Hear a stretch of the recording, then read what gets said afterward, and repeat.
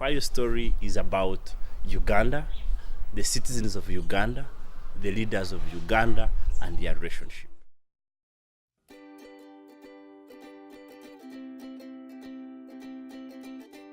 This is Mr. Tinfayo. He owns a farm of cattle in Rubona, Kabarole district. Because it is hard work to care about these cattle, he decides to employ Mr. Magezi as a farm manager. The cattle have the capacity of producing 100 liters of milk daily. Mr. Magezi sells the milk and uses the money for his personal benefit. Each morning, Mr. Tinfayo kneels down to beg Mr. Magezi to at least give him 5 liters of milk for his home consumption.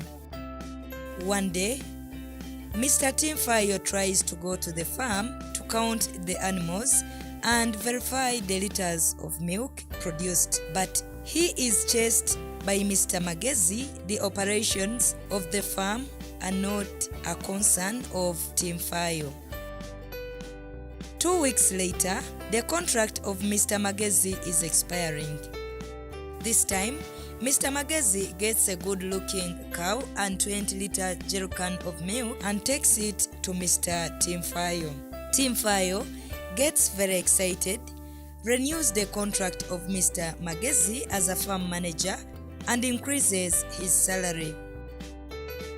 Mr. Magezi manages to acquire a lot of wealth for himself, and Mr. Tinfayo keeps begging for help, though he has land, animals, and property that is managed by Mr. Magezi.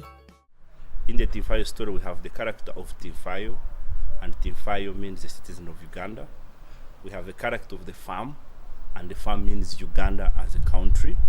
We have a character of Magezi. Magezi basically are the leaders of Uganda.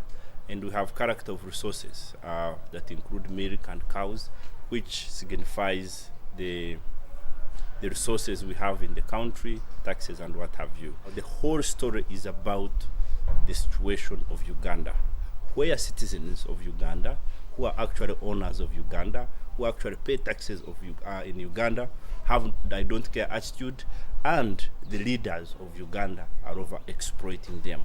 The critical focus is to awaken the citizens to realize that this is their country, this is where they belong, and they need to demand for social and political accountability from their leaders. Yeah, what people basically learn is the state of affairs of this country.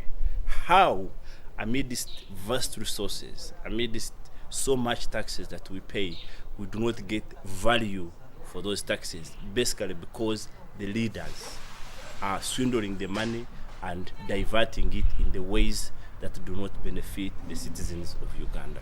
We are doing a number of things. One, this story guides the entire civic education program. It is like the Bible of civic education program, because we realized that the various questions that we ask in the story, the relationship between the manager and the Tinfayo, the rights of the Tinfayo, they help the people in the reflection process. So for all community engagements, we start with Tinfayo story. And for the project, of course, we are doing it from the grassroots level to the local government level. We have community meetings, which are done by empowered community process facilitators.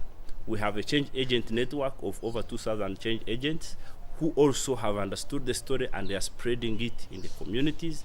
We have community meetings, what we call Face the Citizen meeting, where leaders and the citizens meet and they are able to discuss issues of development, but also citizens' demand for accountability.